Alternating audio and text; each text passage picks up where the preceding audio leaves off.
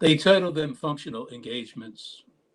I understand flux as flow, as air flows from a rotary suspended, directing air toward a white box. As it collides with the surface, is thrown back. In different patterns, circular forms made of cassette tape float, hang for a second, dance in the shadows of the wall and box. Have I finally come to visualize Heisenberg's uncertainty theory, with everything in the universe behaving like both particle and wave at the same time? Space refuses to ignore me. I get lost for minutes in the spaces that are not filled, hanging in desperation for those that are. Are these the neutral moments between events rarely accounted for? Everything that is chaotic or confusing has faded for the moment. After a few steps, there comes a sudden separation into green hills curving into a rootlessness of an image that is more beautiful than any reality. At rest, calm, placid, relaxed, a low negative effect on the authentic happiness scale. Burned piano and chair, ashes scattered, trapped in a tornado of black yarn, spun into a web. I cannot slip away from the memory of Monk getting up from his piano, doing his stiff signature dance in Copenhagen. Why are memories not objective? A hive of microphones suspended into the singing cloud, sound of trains rushing by, nursery rhymes, thump of passports being stamped, lines from poems, statements about skin color, borders, and religion, soothing monsters float around. Embroidered on a pillow mounted in a frame is written self-pity. They did this, they did that. My stomach aches, my head aches, my feet hurt, a wounded lion. Can I rest my head here? Which option do I check off now? Delighted, pleased, mostly satisfied, equally satisfied and dissatisfied does not apply to me. Pink Caviar, a poem which I wrote after visiting exhibit in Louisiana Museum in Copenhagen, Denmark with my wife in 2012. Good evening. My name is Charles Carr, and welcome to Philly Loves Poetry, a collaborative program between the Moonstone Arts Center of Philadelphia and PhillyCam. The focus of our program is to give our viewers the experience of the rich culture of poetry in the city of Philadelphia, and to understand that there are many ways that one can come to understand and to love and listen to poetry, either through special poetry readings, special poetry events that happen throughout the year, or people can attend special poetry workshops for poets of all ages and all stages of development. And in Philadelphia, we have poetry journals and publishers of books of poems, including the Moonstone Arts Center. So on any given day or night in Philadelphia, somewhere, poetry is being performed. So tonight we have a wonderful, wonderful program with a special title, and we have three wonderful local poets who, in their own right, have done a lot to promote the love of poetry in the city of Philadelphia. First, to my up in the corner there, hiding, is Eileen D'angelo. Eileen is the director of the Mad Poets Society, and she is the editor of the Mad Poets Review. Eileen has coordinated over 1,500 special events in this tri-state area and was the subject of a tribute by the Philadelphia's Moonstone Arts Center. Eileen has twice been nominated for a PA Governor's Award in the Arts and the Pushcart Prize, and published in Rattle, Manhattan Poetry Review, Patterson Literary Review, Drexel Online Journal, Wild River Review, Philadelphia Stories, Philadelphia Poets, and others. Eileen has conducted workshops and performed original songs and poetry at the Painted Bride Arts Center, South Street Arts Festival, Rosemont College, Hedgerow Theater, St. Joseph's University, and the Philly Fringe, among others. So welcome, Eileen. I mean, before I move on, and Eileen didn't write this as part of her bio, but Eileen has done so much to give a platform to so many poets Mhm. in the Mhm. Delaware Valley Absolutely. over Yes. the years. And I mean, I'm talking close to 25 years, Mhm. I being one of them. You know, I was with this one little guy in the back of the room up there in media. And she said, "Oh, come on up. You can recite a poem for sure." Anyway, Eileen, thank you for you Oh. doing that for over the years. And next is Bernadette McBride. Bernadette is the author of four full-length poetry collections. Bernadette is the poetry editor of the Schuylkill Valley Journal. She is a three-time Pushcart Prize nominee and a Pennsylvania County Poet Laureate. Bernadette has taught creative writing at Temple University for many years. Bernadette has read her work on public television in New York and Harrisburg, as well as on PhillyCam in Philadelphia, and her poems have appeared in numerous journals and anthologies, including in the UK, Canada, and PRI's Writer's Almanac with Garrison Keillor. Bernadette welcomes you to visit her website, BernadetteMcBridePoetry.com. And not included in here is that Bernadette also has been a force for giving platforms to local and area poets through her hosting these readings at Farley's bookstore up there in Newtown, which are just wonderful, wonderful readings. So thank you for that, Bernadette. Thank you, Charles. And last but not least is Camelia Nocella. I hope I said that right. Camelia is the author of a poetic autobiography. It has been a long time since. Has been a featured reader at art cafe, library, and venues such as the Manayunk Arts Center, Painted Bride, Fergie's Pub, Haverford Library, Hedgegrove Theater, and the Philadelphia Fringe Festival, as well as giving poetry presentations at college and elementary schools. Camelia has served as a board member of the Philadelphia Writers Conference and the Mad Poets. For 10 years, Camelia was the associate editor of the Mad Poets Review, and her works have been published in the Mad Poets Review, the Schuylkill Valley Journal, the Tribune, Pegasus, and currently in an anthology, Art Through the Eyes of Mad Poets, which I think we'll be discussing tonight. Mhm. So the theme of our show tonight is ekphrastic poetry. And that might puzzle some of our viewers, but I'll just give you a little bit of background on what ekphrastic poetry is.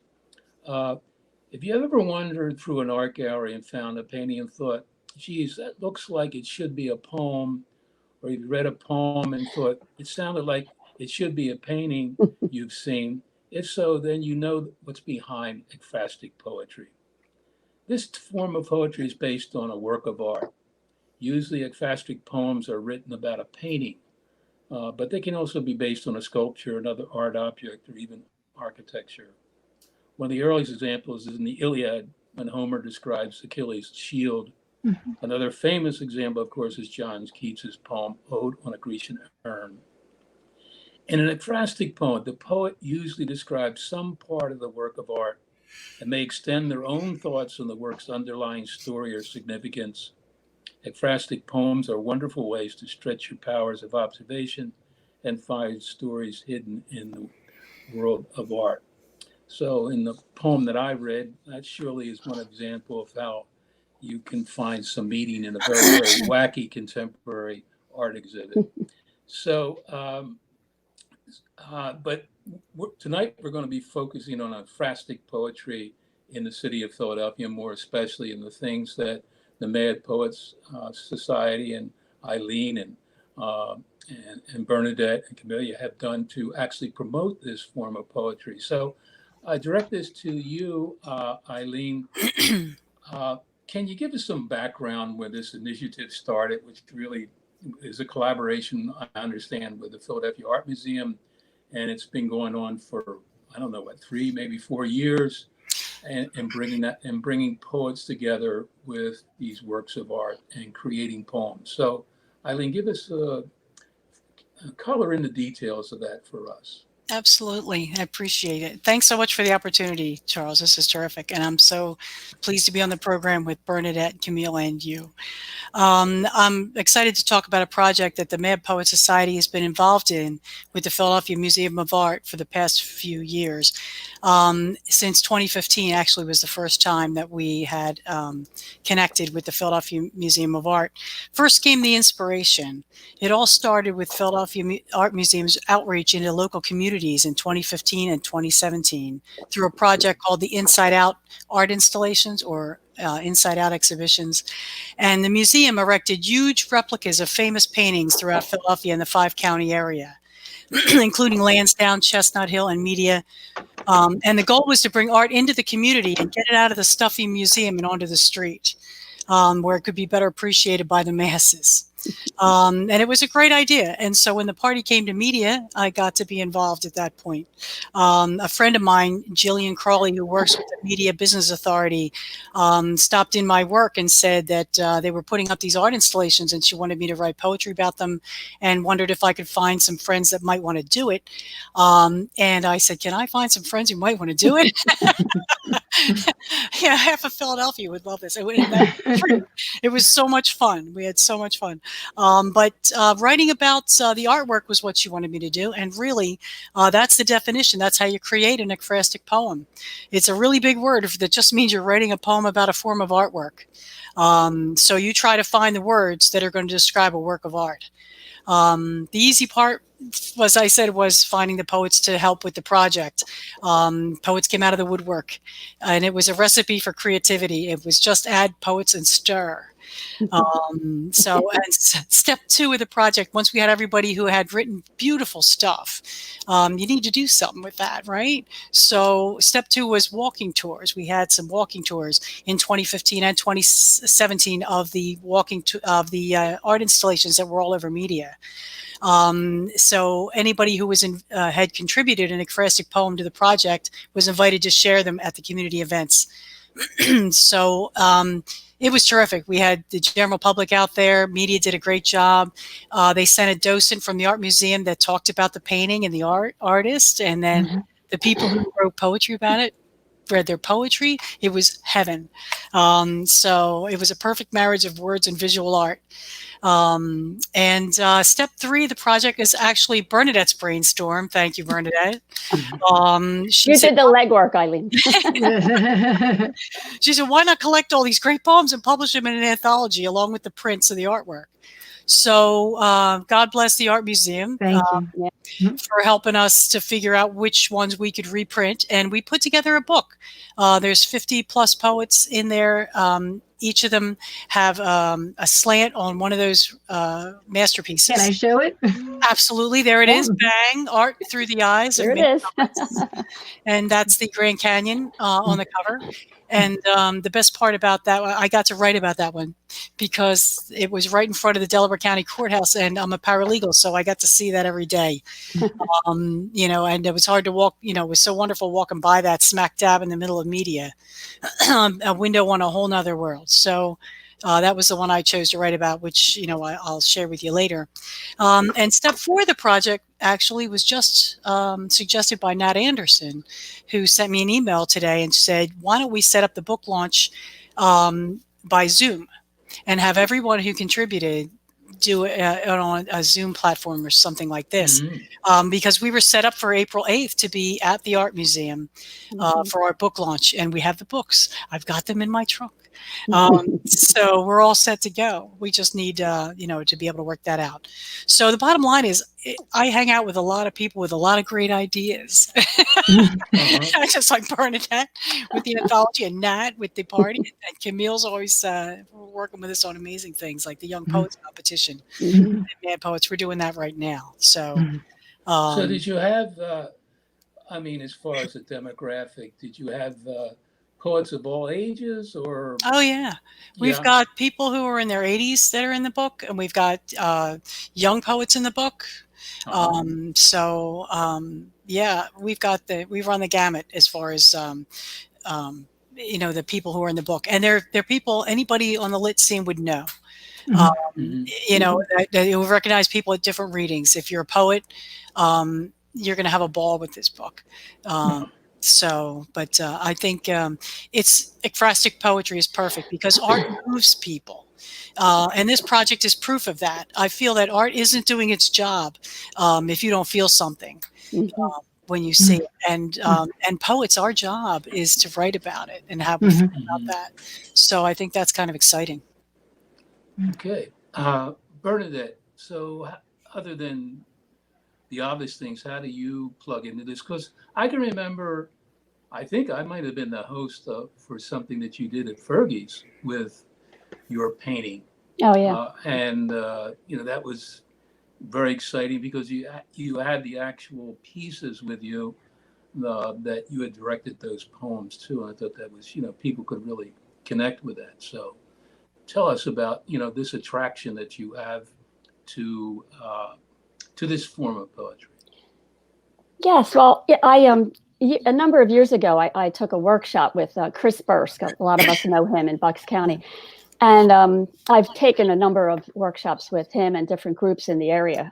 I live in Bucks County.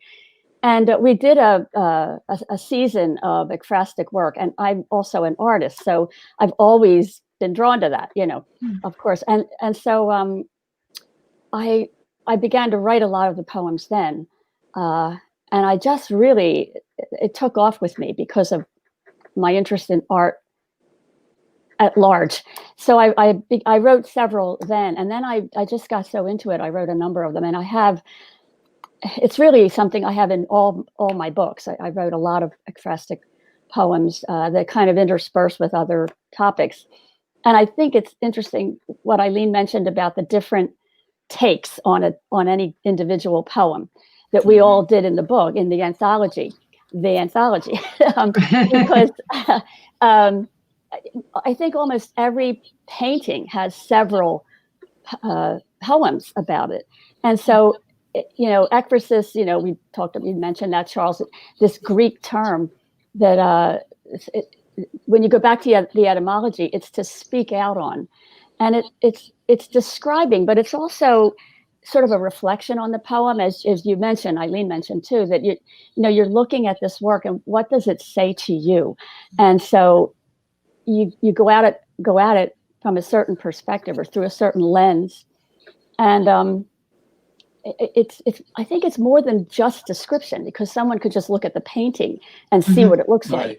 It's going deeper, and some people write as even persona poems, becoming the subject in the poem and writing from that voice.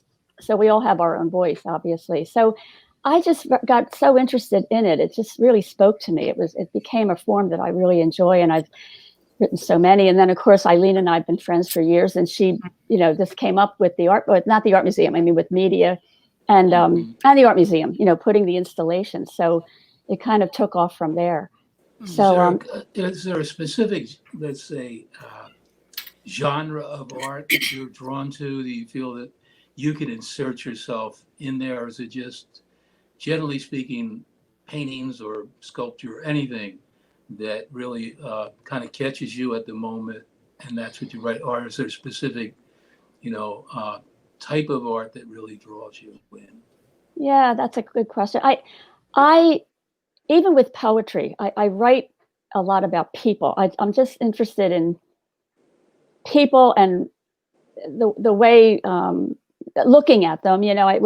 Sometimes I lose track in a conversation because I'm studying the planes and the shadows and the shape of their face, and looking at the bone structure. It's one of the things. It's kind of, I lose track, so it's a little awkward sometimes. But I'm really drawn to paintings that have people in them, either a subject. I have one on the portrait of Dora Maar by Picasso. I have one that is one of the first ones I wrote is The Milkmaid, Vermeer. I love Vermeer. So I just love that work, the contrast and the light that he uses. And he used it in the same room all the time. He'd switch, he had costumes there for people. Right. So I just really like writing about, looking at paintings of people in some form, whether it's a solo person or a group and doing something, So yeah, I guess you really can insert yourself into that painting in a way, in an intimate way that you Yeah. never could, otherwise. I mean, it becomes a part of your life and you become a part of it in a very, very interesting, very intimate kind of way. Yeah, and I think too, not only the art part of the gift that I've been given, for art, but also, teaching lit and because when you're teaching lit, you're also teaching history, and so it was interesting that you kind of took the words out of my mouth when you mentioned Achilles' shield, and also Keats's Ode on a Grecian Urn. And I had a couple excerpts I thought I could throw in if we have time, just from that ode of both, but Keats's. That's not real. It wasn't even a real urn.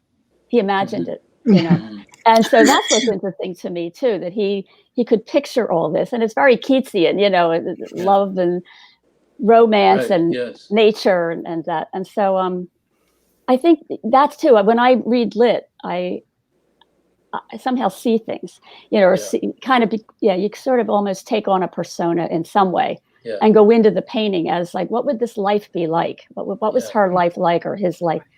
Yeah. Yeah. Camelia, how do you enter into this? Bernadette is an artist and a musician and wears many hats as a teacher. How do you enter into this? Where do you come in as far as your interest in this topic and in this form of poetry? Well, I had the beautiful memory of my mom who dabbled into art. And as a young child, I would be surrounded with her with charcoal and oils and acrylics and whatever. So I developed kind of a love of putting artistic and colors together, and sort of making my own mishmash of a painting or whatever. So I can only attribute it, basically my first love for art is from my mom, whatever, and then later dealing with reading about the artists, which she had some books on too about that, and I really came into with the project through the help of Eileen. She invited me. I have a few ekphrastic poetry, but not as numerous as Bernadette seems to have. So I think myself as a newcomer to this, although there was one or two that I did do of my mom's works, whatever. So I could just say that it's a deep emotion for me when now that I'm connecting the art and now poetry with it. It's like my mom and I are in sync, or there's like some sort of union there. Have you published them, Camille? I only have one in my book that actually it was a painting that we created together called Watercolors. Nice. So I've had that one. Yes. Whatever. Nice.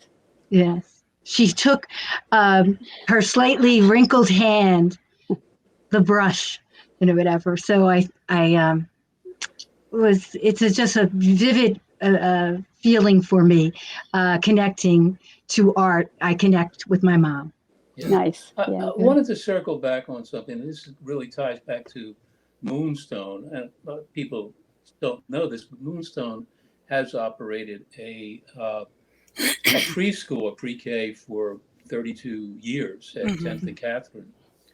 And the whole focus of the preschool is on art. And art drives everything there. And it is just amazing to see the relationship that children bring between the artwork itself, the language, and the music and movement. I mean, this is such a fundamental level that the development of these intelligences are coming in. It's just phenomenal to see. So, I mean, when we talk about ekphrastic poetry and the marriage of language and image and everything in this, it's such a fundamental, really somewhat primitive, impulse of human beings, in this regard. It was fascinating. I did something with children. I taught originally when I first started teaching preschool, and I did something with music and art, and we called it Rhythmic Art. And it was fascinating to see how they felt. You could actually see how they felt. Their emotions came through, looking, Wow. feeling the music and going with their uh, feeling of moving their crayons, or I had also I introduced them to pastels and thing, and it was interesting creation. We made sort of like I guess you would say patches of their artwork and sort of making it into a quilt of Right. say. Yeah. Wonderful. Yeah, it's interesting too because it's one of the subjects in schools that gets nixed for funding. Yes. And, Exactly. and many years ago, I taught middle and high school, and I would have not art. I was an English teacher, but when I was teaching middle school, I taught art too. And I'd have a couple students who were just rammy. They couldn't sit still, they couldn't focus. And I always say, you put a pencil in their hand and some paper, and it's like, oh, they just calm down. And and we would do art on Fridays, and I would see those particular students. They were just into it. They had a focus, and it keeps us human. It's just something that's so important. It's amazing that that's the first thing they cut out when they're doing budget cuts. It drives me crazy. I've fought our school district in the past when my kids were in school that they were cutting all the art programs. Yeah. Right. Do you see this as a possible, you mean with the publication of this as a possible, avenue into younger poets and people that are, let's say, are not poets, but young people, and marrying, art to their opportunity to write, their opportunity to express themselves? I don't think this is over for us either, because this was such a great project. I mean, everybody was so excited about it. The work in the book is incredible. Yeah. And the poetry that came out of this. So I wonder if the art museum, maybe have a young people's, under 18, whatever, have different age groups, and there's do the another. idea, woman. I might have the idea. You're better at the legwork. That's a great idea. Well, Moonstone does have a young poets initiative, and in fact, I think that, so I'm not saying that particular, but there is that focus on people that are not really recognized yet. Right, new and emerging writers. They're on that bottom tier. Although some of these young poets are so talented, they blow your mind. We experienced that. Oh my gosh, that's the truth. We experienced that through the young poets that we have a contest for, and it's amazing what ideas they come up with and how they. Some of them have sometimes a certain form that they made up of their own, whatever. So it's so refreshing to see that. To see the young poets and they're carrying on the tradition of poetry. Right. I'll never forget the one 12th grade winner. It's been years now, but this first two lines, I'll never forget. And it goes like this: there is a reckless joy in creation, and that is why the poet's hand is never still. Wow. Great. Yeah. So great. Oh my gosh. They're not inhibited at all. I want to write that well when I grow up. Yeah. Well, we've talked around it, but we weren't, we're all about poetry on Philly Loves Poetry, and we want to have the opportunity for our viewers to listen to some of your poems or poems from the anthology, and to fall in love with those things. And I'll start with Eileen, and we can work our way, around the circle here, and I just open it up to you. Okay. I just wanted to, I'll just read the one that I have in the book that's called, I was in love with that Thomas Moran Grand Canyon. Just seeing that every day was such a bright spot on the way back and forth from the office to the courthouse. So it was like a gift in the middle of an ordinary day. So this is the poem that came out of that. This is called After Thomas Moran, Grand Canyon of the Colorado River. The scene begs for words. This storied landscape bewitched Moran, drove him to his palette for 1,000 shades of red clay and rust, burnt sienna, turquoise, cobalt blue, for hues soft as the color of wheat. The colors surprise, and the Colorado, fierce enough to carve rock, winds and shimmers below, a shining ribbon reflecting its canopy of sky, catching the light. Lavender clouds shift above, a moving darkness casting shadows on canyon walls with a trick of light. Lavender clouds shift above. As far as the eye can see, cliff face and precipice, layers of buff and gray, layers of limestone, quartz, and gypsum, split by water and ice. The crisp air is still, hushed by whispers of Apache and Navajo in this holy place. Sacred ground of haunting mists and distant fires, nameless ghosts rising from the canyon floor, its many moods known to the condor and hawk. Hear the unspoken language of earth and of rock, of sagebrush, cliff rose, and yarrow. The canyon is poetry. It waits for artists and poets, scholars and fools. It waits, as it has for thousands of years, content with its long memory of sky and of stone. Under the blazing sun, the waning moon, and the whirling ancient stars. And there's the picture. Yeah. There's the picture. You can't see it with my glare, but You can see it. it's the cover. Yeah. Thank you. So you give us more, Eileen? You know what? Could I read? I only have one in there, but you can I can read it? whatever you want to read. You read say, the Eileen. if you want to. How about that? You say, Eileen, stop reading, and I will. But I've got two. I'd like to squeeze in two.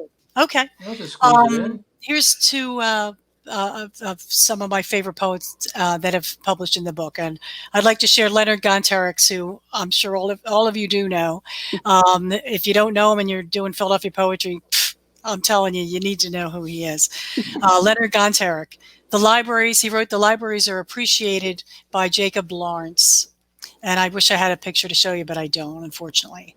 Mm-hmm. Is it a chapel? Now you got to catch the titles of the books in here because they're priceless. Is it a chapel? The light appears blue before it turns to dusk. Are all the books collections of maps? Not all. There is The Incomplete Quixote, a critical study, and Dead Men Don't Mow Lawns, a mystery. I believe I heard a whisper in the 19th century. The librarian is unimpressed. The library is occupied by spirits. In this way, the library is always open. Maybe that group at a table are ghosts. How do you know? You are looking for Homer, you say. You find a crash course in driving. Ventriloquism for dummies. Pretty much screwed, a home repair handbook. Don't take my word. The dust is subtle and vanilla. The light is Western, Technicolor. The silence is great. You hear at 1 a.m. the rustle of long dresses, the occasional knock of a large book on hardwood, water running somewhere in the building. Perhaps the comfort we sense in a library is just the iridescence that covers the shelves and chairs. You are hidden, can it be, by a stack of books? The Emerald Laundromat, a picturesque tale. Okay. A guide to managing people. Play with your food, a new way of parenting. Serious Moonlight, a study of rock lyrics. Open to page 256, you use as a pillow and a handhold to this world. Was that fun or what? Very typical Leonard poem. I know, right? It's surprise. And a testament that poetry is not necessarily stuffy. Right. Right. Too much fun. Right. And do I have one more? Sure, you do. You have time. I have, here's one that I love too. This one's by Autumn Konopka. who is president of the PwC, Philadelphia Writers Conference right now. And it's called Wheatfield Under Threatening Skies. She wants to be a blade of grass. She wants to be more than a blade of grass, parched and blonde, a thin strand of hair among other strands tucked behind the ear of the field. She'd rather be the field, but more than the entire fleshy field, more than the tips of its fingers, the pads of its sleeping feet. She wants to be the path that bends through the field like the space between legs. But not this dirt path, so soft underfoot, tire tracks like stretch marks, ostentatious as a parade along the inner thigh. She wants to be the cobalt sky. No, she doesn't want to be the cobalt sky, ubiquitous mercurial sky of oily clouds and grim demeanor. She wants to be the crow, splintering out of its black background, not the entire flock of crows, breaking like spider veins across the legs of field and sky. One crow, a singular crack in the smudgy bruise of moon. Isn't that great? Yes, it's oh God. Yeah, That's absolutely. Konopka. So I can Okay, turn it that's over. wonderful. Yes, that was one. Thank you. You betcha. They were great. Thank you so much. So Bernadette, Yeah. you're on. Okay.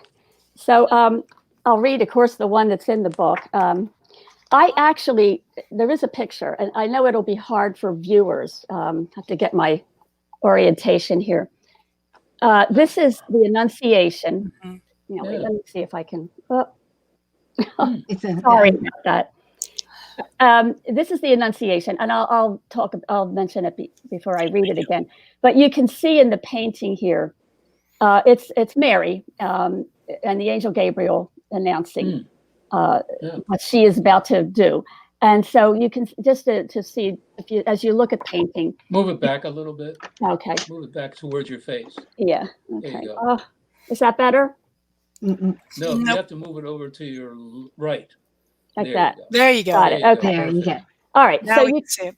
okay. So you can see her on her bed, rumpled bed. Over here, there's a column of light, which is represents the angel. And on that side where the angel is, there are two jugs. One is on a shelf at the top. One's on the floor at the bottom. And then when you move back to her, to the at the end of the painting, you see a blue robe across a chest, and above that there's a shelf with another jug. And so there are three vessels in the painting. And so what I called my poem is Four Vessels. And I would like to dedicate this reading of this poem to Nat Anderson, because she and I, among others, also wrote poems she wrote one about the Annunciation as well. And we read at the art museum a few years ago together. So Natalie, I think you're watching. So this is for you. Four Vessels, The Annunciation by Henry Owasa Tanner. And it was done in 1898. The startled girl curves into herself, hands folded, knees drawn together, head bowed as her eyes lift to the stunning herald. Widen at these tidings, their omnipotence. She struggles. How? Who will believe her? Why her? The proposal blasphemous. Grounds for stoning a Jewess, daring such a prospect. And what of the good Joseph? Her parents? She tarries on her bed in the quiet. The visitor's words like clouds, slow moving, taking shape. In the room, woven rug, earth-toned raiments, golded by the dazing radiance. Three clay vessels form a trinity, left to right. Two, fulgent in light at the far end of the room. Within her reach, the third, ensconcing her in the center, made like her to be emptied. Okay. It's beautiful. Thank you. And this next one, maybe I can do this better this time. Okay. You might be familiar with this painting. Bring it a little closer to us. And this is over. There you go. There it is. Oh. There we go. Okay. This is Pieter Bruegel, the Elder's painting, The Wedding Dance. And it was done in 1566. There's too much to go into here because you can see this bawdy party happening, which was pretty common to the peasantry at the time. And what you do, you might see sort of in the center, a young woman with wearing a black dress, and her hand is lifted. She's dancing with her father, and she's the bride. And so I always loved this painting, and I wrote a poem about it in this recent book. And actually, Natalie did a blurb for me for this book, and she just really enjoyed this painting. So I thought I would read this one because I had that little print of it. So we're kind of going from the sacred to the profane here. So this is called The Wedding Dance. Pieter Bruegel. This was done in 1566. What must they smell like? This great swath of revelers. Thick-bosomed women in voluminous skirts, jigging with cod-pieced men. Such abandon, all winks and hips gyrating toward partners. All reds, blacks, whites, blues, man tights, and piles of garment to mask workaday sweat, unwashed sex, pores leaking ale vapor. The pipers watch from the edges of the spree as the bride clasps hands with her father, joins the bower of well-padded arms, lifted in helpless response to the song. Her dress billows in the free-for-all. A roguish chap in side-cocked hat steps toward his lady. Another cops a round-bottom feel. Jugs hoist to greasy mouths, while the old folks look on, and new dug trenches that verge the field coax abroad its lovely green, its soiled exhalations. So it's just such a riot of color and activity. It's just a painting full of movement. So and I guess if there's one more. Yeah, sure. Charles? Okay. So I mentioned Dora Maar. I don't have a small print of that, and the one I have is way too big for the screen. But so this is Dora Maar was one of Picasso's lovers, and he did many paintings of her. So this one just spoke to me, and it's just, again, as I said earlier, I like writing about people and activity, and sometimes just one solo subject. In this, she's sitting in a chair, and of course, it's a typical Picasso, and some of that's explained here. So this is Portrait of Dora Maar. Done in 1937. Perhaps it's not half bad to be split down the middle. One eye watching across a bridge of nose at the other, evincing the artfulness of faces.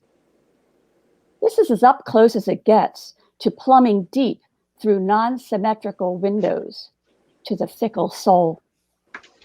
A chance to gaze from the same side of the mirror, at once a smile's hint and hooded skepticism.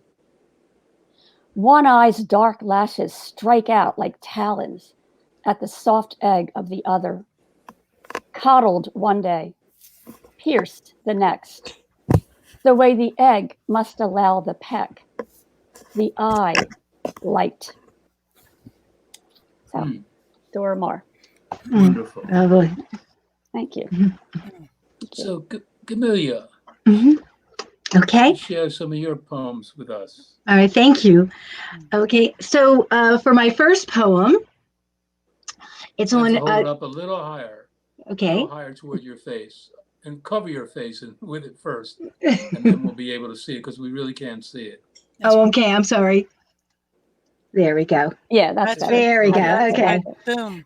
So this is a Cézanne's Mont Sainte Victoire, and I focus upon the victory of overcoming challenges that life brings, like what is happening to many of us facing today, our challenges, especially during the pandemic, while feathering in the white clouds that are above the toothy mountain mouth, where once there was a chapel nearby, and now below a town with a black forest, and mixing in Cézanne's challenge of capturing various perspectives of the mountain. He did about 60 versions, and each I feel are victoriously breathtaking.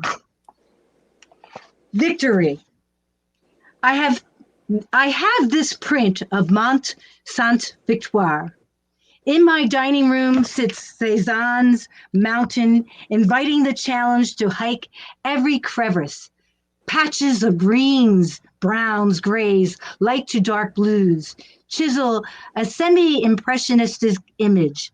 Lives in harmony parallel nature, though nature can create an avalanche of obstacles in the path that which we must surmount. As did our ancestral Roman kin, Provence 102 BC inhabitants that claimed victory over an invading army, where the name Mountain of Holy Victory rose, resurrected centuries later.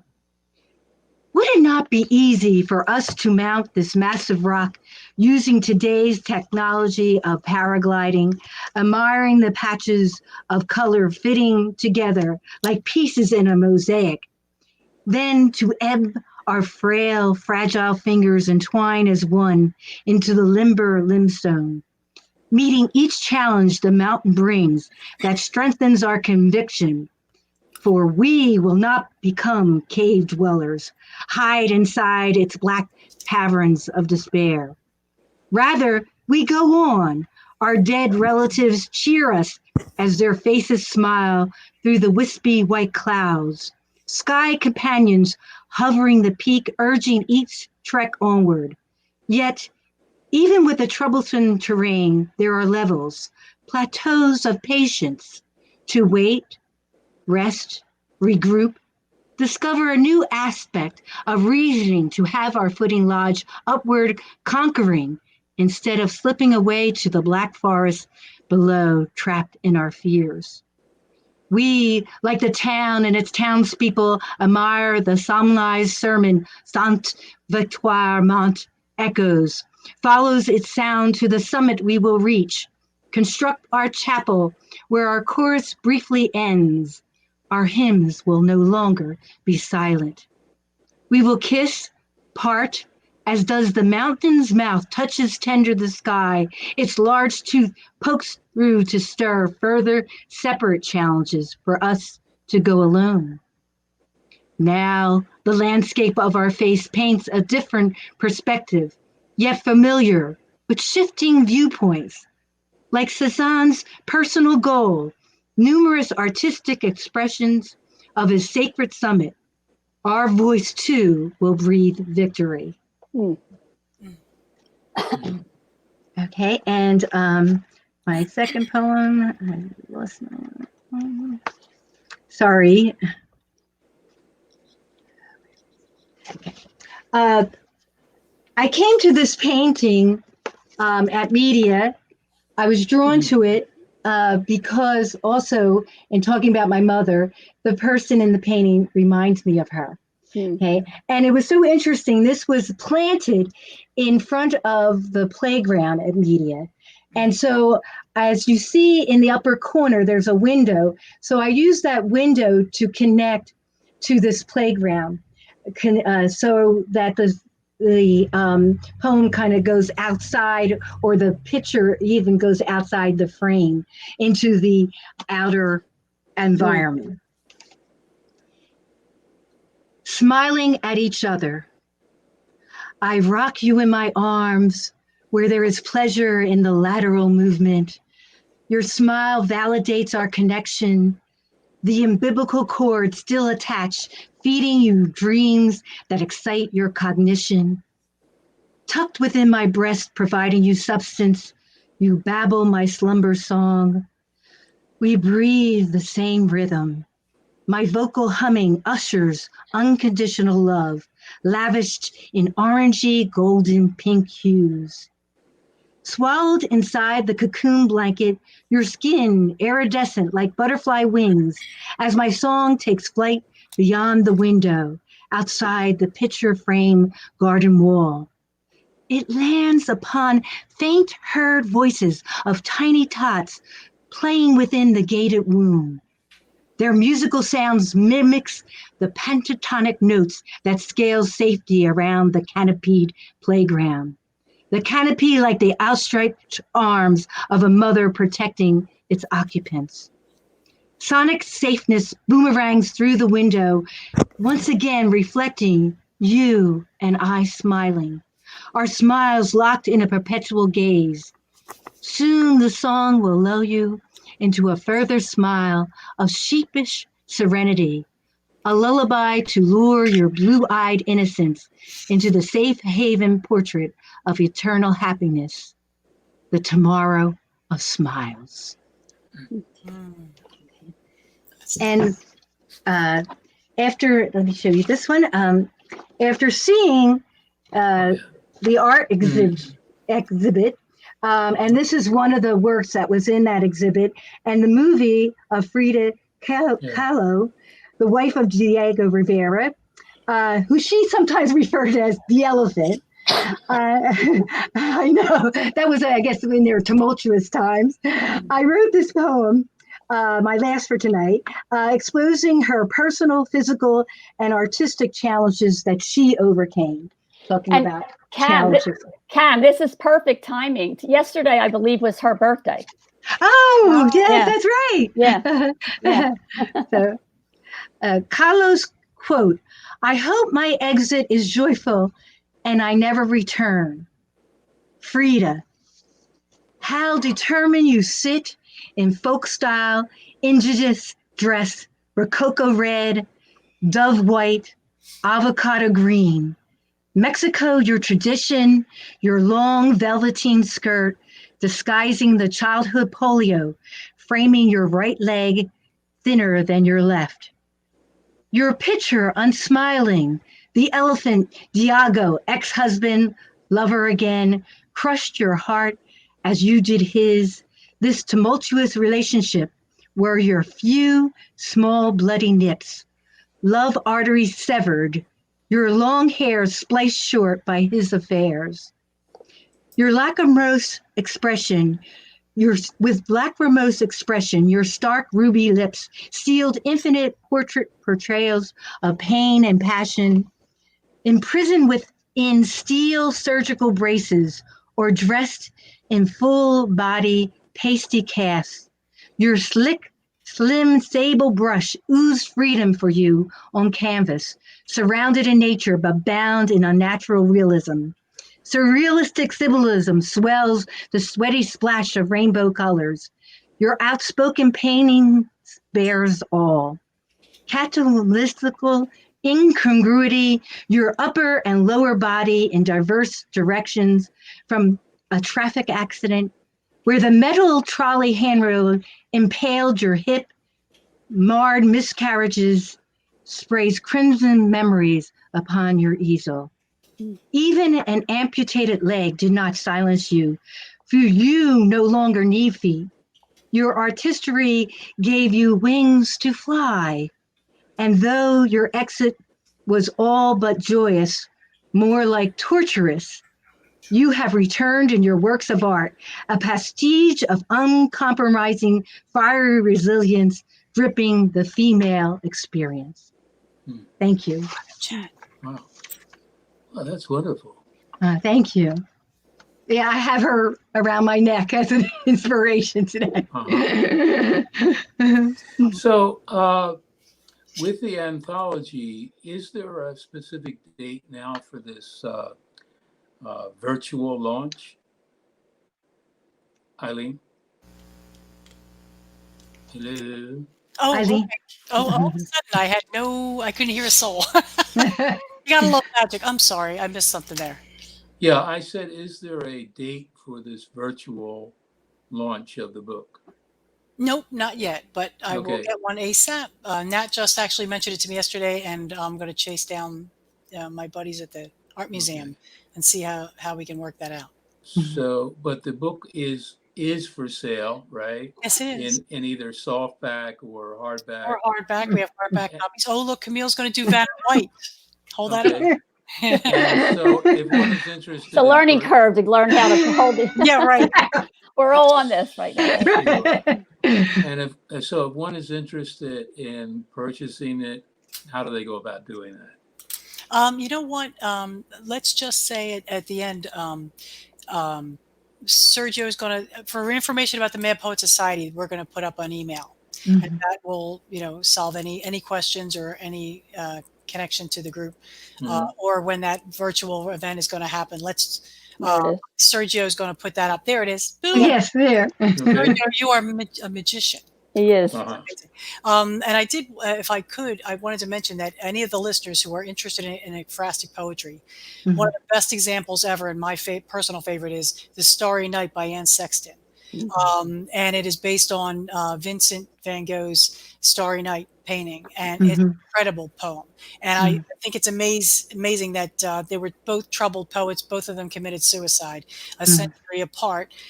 She died in 1974 and he died in 1890. And they just inspired each other, and her piece is incredible. So yeah, you need to look that up. That's an amazing ekphrastic poem. I don't believe we have time. How long is it? You have it in about front of you? yeah, I do actually. Well, let's give it a shot. Do you want me to do it? Okay. Yeah. There we go. This Starry Night by Anne Sexton. And it starts with an epigram from Van Gogh, from a quote from a letter to his brother. And it is, that does not keep me from having a terrible need of, shall I say the word, religion? Then I go out at night and I paint the stars. The Starry Night, Anne Sexton. The town does not exist except where one black-haired tree slips up like a drowned woman into the hot sky. The town is silent. The night boils with 11 stars. Oh, starry, starry night, this is how I want to die. It moves. They are all alive. Even the moon bulges in its orange irons to push children like a god from its eye. The old unseen serpent swallows up the stars. Oh, starry, starry night, this is how I want to die. Into that rushing beast of the night, sucked up by that great dragon, to split from my life with no flag, no belly, no cry. Great. Oh, that's great. Isn't that something? She believed the souls. She believed that the stars that Van Gogh had in the sky there were souls for the people who had died. Well, I want to say thank you to the three of you for making this show possible. You were really great. I think the poems were great. The conversation was great. I wish we had another hour, really, to continue the conversation and to read some more poems. But we only had this hour. But I think you got a lot of information, a lot of wonderful poems read. And really back to something that Eileen said. Sergio Galino is our magician who makes things happen now. In the studio, we're virtual, and he also makes it happen when we're live, and he's done a marvelous job. And I really, Philly Cam is just the best. They're the best people to work with, and to make it so easy for me to do this broadcast and for my guests to feel comfortable.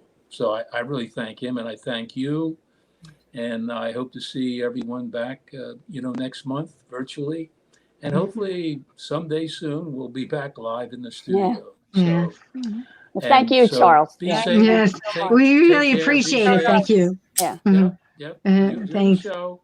Thanks again. Thanks so very much. Bye-bye. Good night. Bye. Okay.